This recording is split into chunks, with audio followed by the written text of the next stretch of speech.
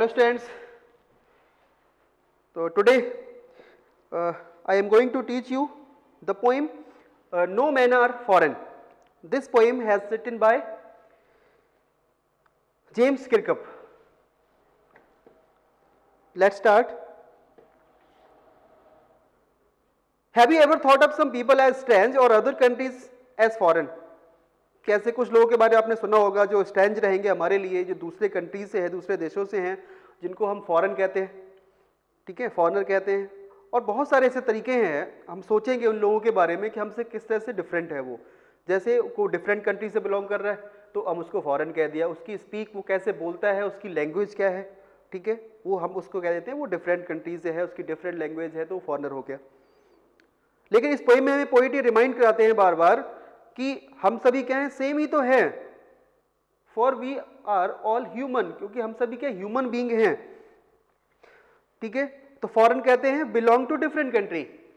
तो पोइट ये कहना चाह रहे हैं कि कोई भी पर्सन जो है वो फॉरेन नहीं है, कोई भी फॉरेनर नहीं है, यानी कि जो सारे के सारे जो ह्यूमन बीइंग है वो क्या है, सेम ही तो हैं। वो चाहे फॉरेनर हो या फिर किसी अपने कंट्री का कोई पर्सन होता है तो वो क्या है, सब सेम ही है, ह्यूमन बीइंग है सभी, चाहे वो किसी भी कंट्री से बिलोंग करें, चाहे कंट्री डिफरेंट हो, ठीक है, मतलब एक ही है, चाहे आपका कल्चर डिफरेंट हो, ठीक है, चाहे आपके अंदर जो है स्पीकिंग जो लैंग्वेज है आपकी, लेकिन आप हैं क्या, सबसे पहले एक ह्यूमन बीइंग है। और सबसे पहले क्या है, आपके अंदर एक ह्यूमैनिटी है, मतलब एक सेम लैंड से आप बिलोंग करते हो। और ये बार बार ये बात जो है पोइट हमें बताने की कोशिश कर रहे हैं, means the poem is about the brotherhood of all man. Subject क्या है इस पोएम का, यही है, यूनिटी ऑफ ह्यूमन रेस। चाहे किसी भी तरह के डिफरेंसेस हो, कलर को लेके हो, कास्ट को लेकर हो, रिलीजन को लेकर हो, या कंट्री जो अदर कंट्री है उसको लेकर हो, कुछ भी सिचुएशन हो, all human beings are the same. सभी ह्यूमन बीइंग्स से कैसे वो सेम ही होते हैं। और वह हर बात को अपने स्टेंजास के थ्रू प्रूव करेंगे, ठीक है। कैसे प्रूव करेंगे ये हम देखते हैं स्टेंजा फर्स्ट में। Remember no man are strange, no country is foreign, beneath all uniforms a single body breathes. Remember, याद रखो, कोई भी मैन स्ट्रेंज नहीं है। स्ट्रेंज यानी कि स्ट्रेंजर, ठीक है, स्ट्रेंजर नहीं है, अजनबी नहीं है, पराया नहीं है, और सभी क्या एक जैसे हैं। ऑल मैन आर इक्वल, सभी जो मैन है वो क्या है, सेम है, समान है। नो कंट्री इज फॉरेन, तो कंट्री, कोई भी कंट्री जो है फॉरेन नहीं है,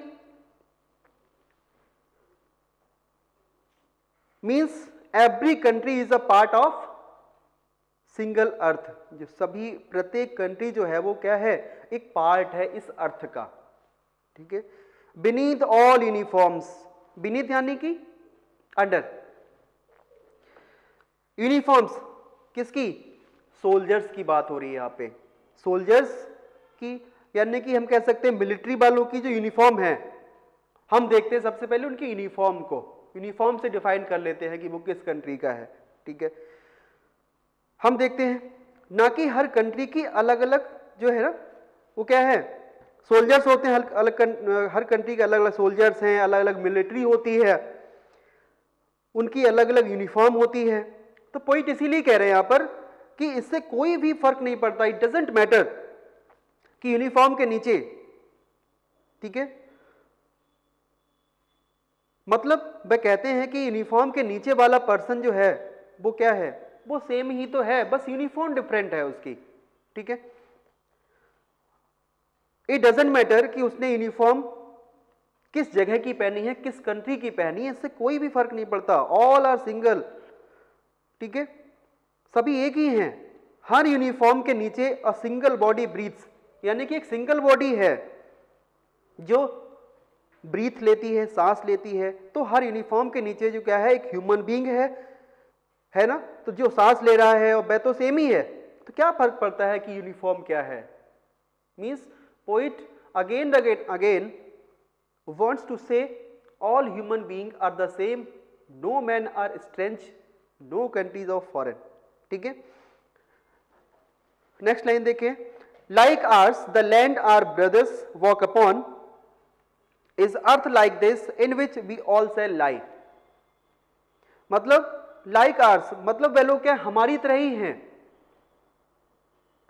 द लैंड का मतलब, ठीक है, तो शैल लाई, लाइन को देखते हैं, वे कहते हैं कि ये जो लैंड है ना, जो अर्थ है, जिसके ऊपर हमारे जो ब्रदर्स हैं, हमारे जो भाई हैं, वो चलते हैं। ठीक है, वह कौन सी भूमि है, कौन सी अर्थ है? इस अर्थ लाइक दिस, वह भी वही भूमि है जिसके अंदर, जिसपे वो हम लोग चलते हैं। ठीक है, वो भी वही अर्थ है, इस अर्थ लाइक दिस। तो वह भी वही भूमि है जिस पर हमारे भाई लोग चलते हैं, या जिस पे अदर कंट्री के लोग चलते हैं। ठीक है, और होता क्या है, देखिए, वह वही भूमि है जिसके अंदर वी ऑल शैल लाई। क्या होगा? जब डेथ होगी तो हमारी डेथ के बाद हम सब लोग उस अर्थ के अंदर क्या करेंगे? रेस्ट करेंगे, सो जाएंगे। कैसे? डेथ के बाद क्या है, हमको उस अर्थ में, उस मिट्टी में ही मिल जाना है। ठीक है, तो वो अर्थ तो सेम ही है ना, लैंड तो सेम ही है। ठीक है, तो वो क्या है, हम वहीं चले जाते हैं, वहीं सो जाते हैं। और तो फिर क्या कहना चाह रहे हैं यहां पर कि इन शॉर्ट कि जो लैंड है, जो अर्थ है, वे दोनों की लैंड, दोनों की अर्थ सेम ही है। तो अर्थ तो एक ही है, ठीक है, सिंगल अर्थ है। तो जिसके ऊपर हमारे भाई चल रहे हैं वह भी वही हैं, और जिसमें हमने मरने के बाद क्या है, उसमें मिल जाना है, और वह भी वही है। तो ये डिफरेंसेस क्यों? लैंड सेम, उसी लैंड पे हमारे भाई लोग चल रहे हैं, अंत में डेथ होगी तो हमको उसी अर्थ में, उसी मिट्टी में मिल जाना है। तो फिर ये डिफरेंसेस किस बात के हैं? ठीक है, मीन्स वह क्या कहना चाहते हैं यहां पर कि हमारी अटेंशन दिलाना चाहते हैं इस लाइन के थ्रू, किसकी तरफ? टुवर्ड्स कॉमन फेट, कि हम सबका, हमारा जो फेट है, हमारी जो किस्मत है, हमारी जो डेस्टिनी है, ठीक है, वो क्या है? सभी कॉमन है, सबको मरना है एक दिन। ठीक है, all human beings will die one day, हर किसी को एक दिन मरना होगा, सबको मरना है, सभी को उस मिट्टी में क्या है, मिल जाना है। इट डजेंट मैटर कि आपकी नेशनलिटी क्या है, आपकी राष्ट्रीयता क्या है, आप किस कंट्री से बिलोंग करते हो। इट डजेंट मैटर किस कल्चर से बिलोंग करते हो, आप किस कंट्री से बिलोंग करते हो, ये सब चीजें मैटर बिल्कुल भी नहीं करती। और हम सब अर्थ में ही चले जाएंगे आफ्टर डेथ। यहां पर we all shall lie after the death, तो हम सभी मरने के बाद उस मिट्टी में लेट जाएंगे, उसी में मिल जाएंगे। अब सेकेंड स्टेंजा में क्या कहते हैं, देखिए, they too aware of sun and air and water are fed by peaceful harvest by Wars long winter starved. तो देखिए, अब यहां दे किसके लिए बोला गया? यहां पे belongs to an another country, means foreign को बोला गया है, कि जो दूसरे देश में रहने वाले लोग हैं उनके लिए कहा है पोइट ने दे टू, मींस वह लोग भी। एक लाइन लिखी है यहां पे, क्या लिखा है? Aware of sun and air and water, तो उन लोगों को भी वही सन, उसी सन की लाइट मिल रही है, ठीक है, उसी सन की रेज पड़ती हैं। एंड वाटर, उन लोगों को भी वही सन मिल रहा है, वही एयर मिल रही है, मतलब वही वाटर मिल रहा है, तो जैसे कि हमें मिलता है, तो वह लोग भी इसी का ही यूज कर रहे हैं ना, सन, एयर, वाटर, सब लोग वही भी यही यूज कर रहे हैं जो दूसरे कंट्री के हैं। ठीक है, उसी सन की लाइट, धूप ले रहे हैं, वो इसी हवा में क्या है, वो ब्रीथ ले रहे हैं, सांस ले रहे हैं, इसी वाटर को वो भी ड्रिंक कर रहे हैं, वो भी पी रहे हैं। तो हाउ दे आर डिफरेंट, तो वो अलग कैसे हैं हमसे? We all are the same, हम क्या है? सेम हैं। Are fed by peaceful harvest by Wars long winter starved. अब देखो, पोइट बोल रहे हैं यहां पर कि पीसफुल हार्वेस्ट, पीसफुल का मीन्स क्या होता है? पीसफुल यानी कि शांति, क्वाइटनेस। तो जब शांति का समय होता है तब हार्वेस्ट यानी कि फसलों के द्वारा ही हमें क्या मिलता है? फेड किया जाता है, मींस उन फसलों से ही हमें फूड मिलता है। ठीक है, जब हार्वेस्ट कैसी होती है? पीसफुल होती है। हमें फूड मिलता है, हमारा ब्रॉटअप होता है, हमारा पालन पोषण होता है। By Wars long winter starved. अब देखिए, जब पीसफुल हार्वेस्ट तो हमें फेड, हमें भोजन मिलता है, हमें खाना मिलता है। जब वॉर हो रहा होता है तो वॉर क्या है? काफी लॉन्ग टाइम तक चलती है। और जब विंटर की रातें जो होती, विंटर की जो नाइट्स होती हैं, तो हम लोग क्या करते हैं? भूखे मरेंगे। काफी लंबे समय तक वॉर चल रहा होता है। स्टार्व्ड का मीन्स होता है भूखा मरना। तो यहां पोइट कहते हैं कि ये क्यों होता है, हम भूखे क्यों मरते हैं? क्योंकि वॉर के टाइम पर, विंटर के टाइम पे लैक होता है किसका? Production of food. क्योंकि लड़ाई हो रही है, प्रोडक्शन तो कोई करेगा नहीं, ठीक है। तो लैक प्रोडक्शन ऑफ फूड जो है, हम क्या करते हैं? हम भूखे रहते हैं, और भूखे रहते तो मर जाते हैं फिर। तो वो ये कहना चाहते हैं कि सेम यही चीज फॉरेनर के साथ भी है। ऐसा नहीं है वो सिर्फ हमारे यहाँ है, वो फॉरेनर्स के साथ भी ऐसा ही होता है कि अगर वहां भी पीसफुल एनवायरनमेंट है तो उनकी भी फसलें होती हैं, उनकी फसलें अच्छी होंगी, तो वह भी अच्छे से खाएंगे पिएंगे वहां पर, उनको किसी तरह की प्रॉब्लम नहीं होगी। लेकिन अगर वहां पर वॉर चल रहा है या विंटर है, लॉन्ग विंटर है, तो क्या होता है? वो लोग भी हम लोगों की तरह ही भूखे मरते हैं। तो क्या डिफरेंस हुआ फिर यहां पर? वही ये पॉइंट बार बार कहने की कोशिश कर रहे हैं।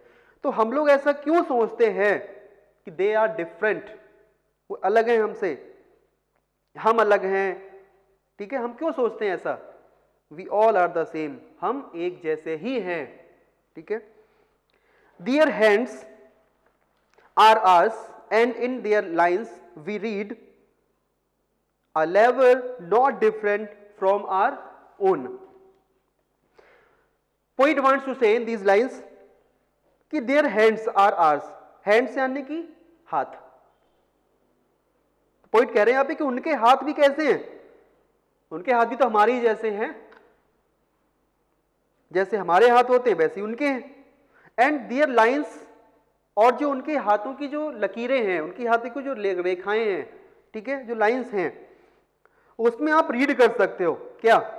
अ लेवर not different from our own. Labour यानी कि मेहनत करना, हार्डवर्क करना। वह मेहनत हम जो है देख सकते हैं उनके हाथों में।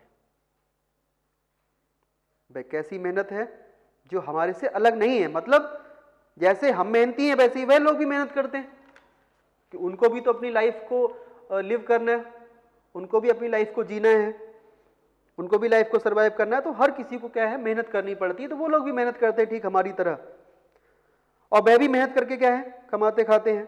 तो देयर इज नो डिफरेंस। तो इसलिए वहां पे किसी तरह का भी जो है वो डिफरेंस नहीं है। Remember they have eyes like ours that wake or sleep and strength that can be won by love.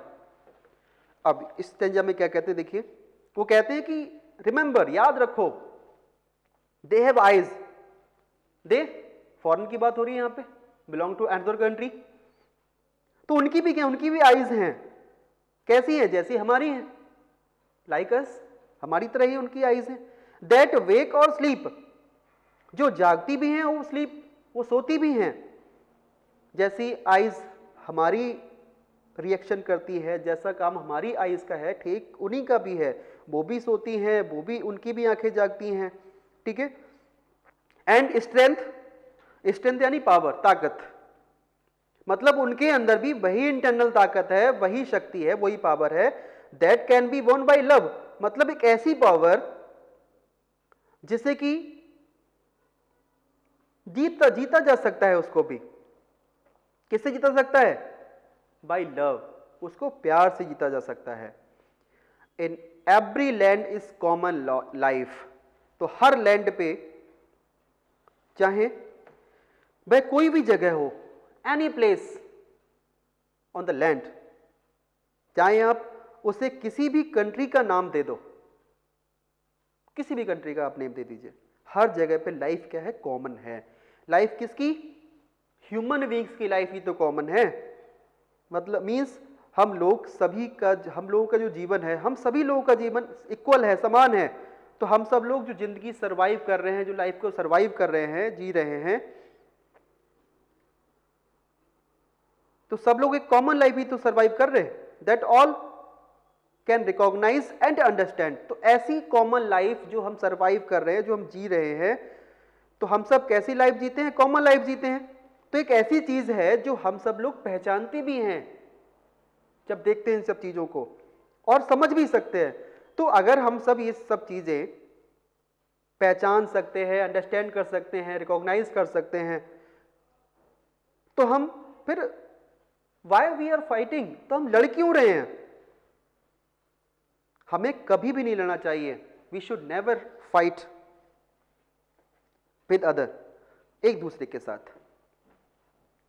Stanza देखिए आप, fourth, let us remember whenever we are told to hate our brothers, it is ourselves that we shall dispossess, betray, condemn.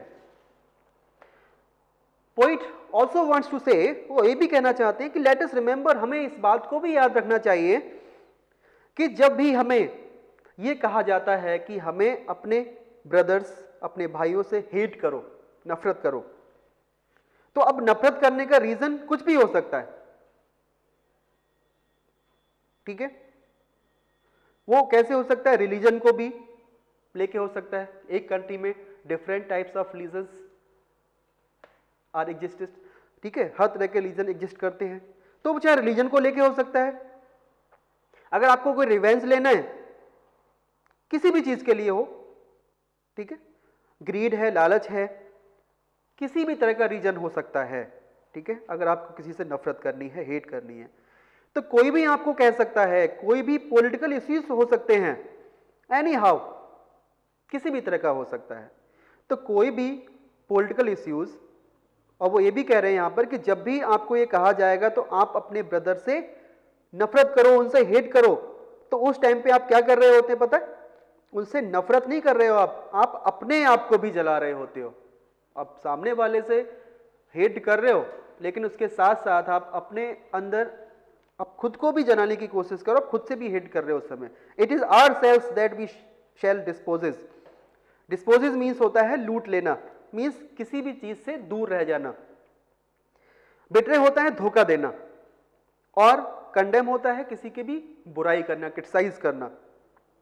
तो poet कहते हैं यहां पे कि आप किसी दूसरे से, अपने भाइयों से, ठीक है, अगर नफरत करते हो तो आप उनसे नफरत नहीं कर रहे हो। आप ये मत सोचो कि आपने उनको बिट्रे किया है, आपने उनको धोखा दिया है, या उनकी क्रिटिसाइज की है, उनकी बुराई कर ली, उनको लूट लिया आपने। इंस्टेड आपने क्या किया? खुद के साथ धोखा किया है। यू बिट्रेड योरसेल्फ, ठीक है? खुद की क्रिटिसाइज की है आपने, ठीक है? आपने खुद को क्या किया है? खुद को डिस्पोजेस किया है, खुद को लूटा है आपने। Remember, we who take arms against each other. अब आर्म्स का मतलब यहां पे वेपन से है, हथियार से है। वेपन से यानी कैसे वेपन? Weapons of destruction. तो वह कहते हैं कि याद रखो, remember this thing, we who, हम लोग वह हैं, हम इंसान ही हैं जो एक दूसरे के अगेंस्ट ईच अदर क्या कर लेते हैं? आर्म्स को पिकअप कर लेते हैं, आर्म्स को उठा लेते हैं।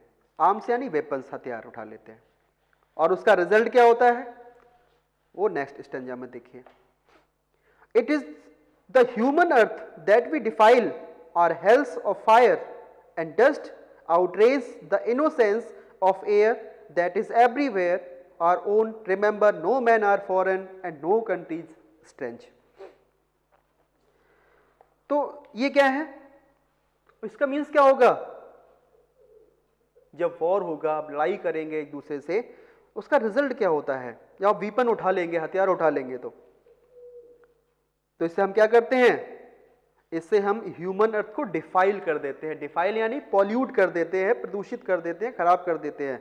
क्योंकि नेचुरल है, जब आप वॉर करोगे तो क्या होगा?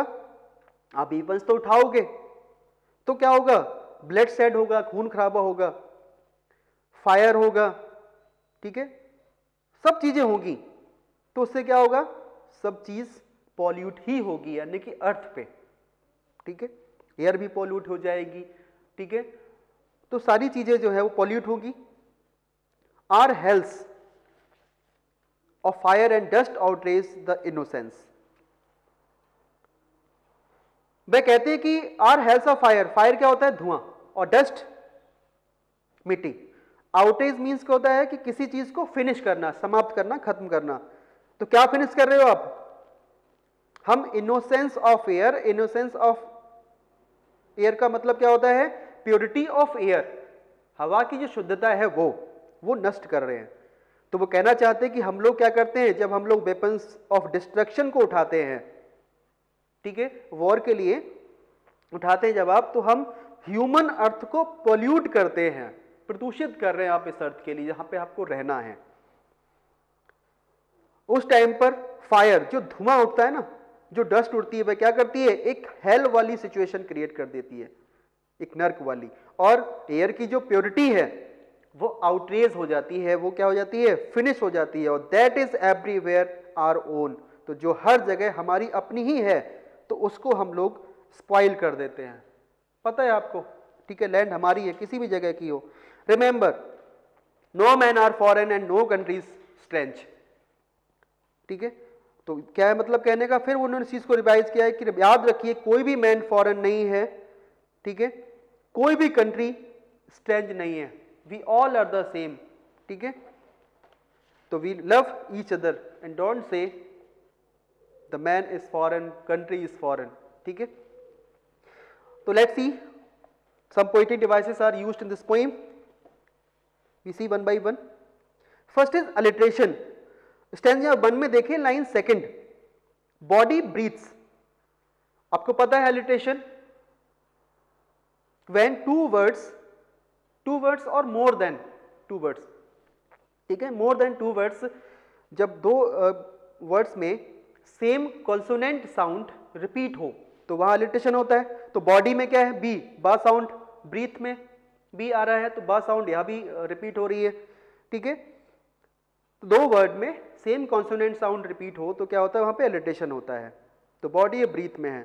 फिर देखिए स्टेंजा सेकंड में, लाइन सेकंड, वॉर्स और विंटर्स, वॉर और विंटर में देखिए वाह साउंड जो है वो भी रिपीट हो रही है, तो यहां पे क्या है, alliteration है। स्टेंजा थर्ड में देखिए line second, sleep and strength, sleep में, स्ट्रेंथ में स साउंड, जो कंसोनेंट साउंड है वो रिपीट हो रही है, तो यहां पे भी क्या है, alliteration है। सेकंड है पोएटिक डिवाइस इस पोएम में रेपिटेशन। स्टैंजा 1 में देखिए और 5 में देखिए, रिमेंबर रिपीट हुआ है, no man are strange repeat हुआ है, नो कंट्री इज फॉरेन ये भी रिपीट हुआ है, ठीक है। तो जब दो या दो से ज्यादा वर्ड रिपीट होते हैं, ठीक है, तो वहां पे क्या होता है, रेपिटेशन होता है।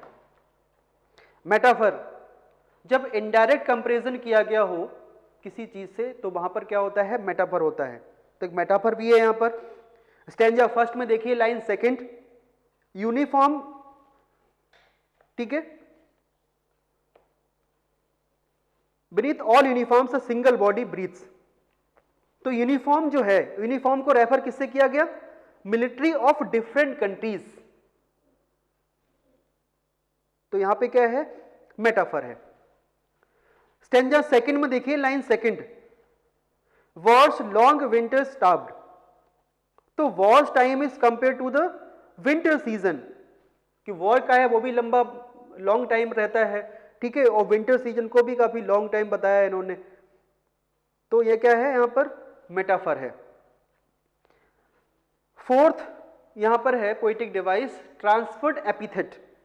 ट्रांसफर्ड एपिथेट क्या होता है वो सुन लीजिए, कि जब किसी भी नाउन से पहले एडजेक्टिव हो, ठीक है, एडजेक्टिव क्या करता है, नाउन को क्वालिफाई करने के लिए यूज होता है, तो आपको पता ही है। लेकिन जब हम उस एडजेक्टिव को गलत जगह यूज कर देते हैं, यानी उस एडजेक्टिव को ट्रांसफर कर दो आप, तो दैट इज ट्रांसफर्ड एपिथेट, ठीक है। जिसके लिए यूज किया है वो आप गलत जगह पे यूज कर दिया आपने उस एडजेक्टिव के लिए। जैसे स्टेंजा सेकंड में देखेंगे, लाइन सेकंड, पीसफुल हार्वेस्ट लिखा है। तो अब पीसफुल हार्वेस्ट जो फ्रेज है उसको ध्यान से देखिए आप। तो ये जो हार्वेस्ट होती है ना, एक क्रॉप यानी फसल, पीसफुल होता है शांति का वातावरण, हार्वेस्ट होती है फसल। तो it is not the harvest that is peaceful. तो हार्वेस्ट नहीं है जो पीसफुल है, पीसफुल क्या है? सोशल और पॉलिटिकल, ये चीजें पीसफुल होती हैं, ना कि हार्वेस्ट। जो कंडीशंस होती है सोशल और पॉलिटिकल कंडीशंस, ये पीसफुल होती हैं। जो क्या है? पीसफुल है। तो जिसकी वजह से क्या है? शॉर्टेज ऑफ क्रॉप्स नहीं होगा, ठीक है। और हार्वेस्ट क्या है? तब पॉसिबल होगी, लेकिन इसने गलत जगह यूज कर दिया। हार्वेस्ट से पहले यूज किया है क्या? किसके लिए? पीसफुल को। फिर है विंटर स्टार्व्ड। अब देखो, विंटर मींस होता है ठंड और स्टार्व्ड मींस होता है भूखा मर जाना। तो विंटर थोड़ी भूखे मारेगी,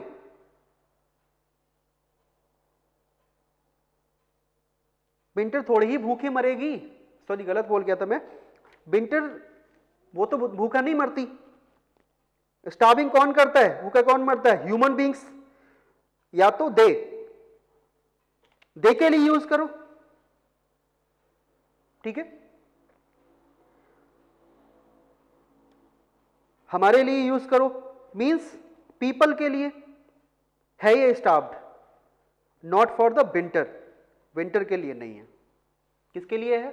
पीपल। क्योंकि विंटर तो भूखा नहीं मरती ना, पीपल भूखे मरते हैं, ठीक है।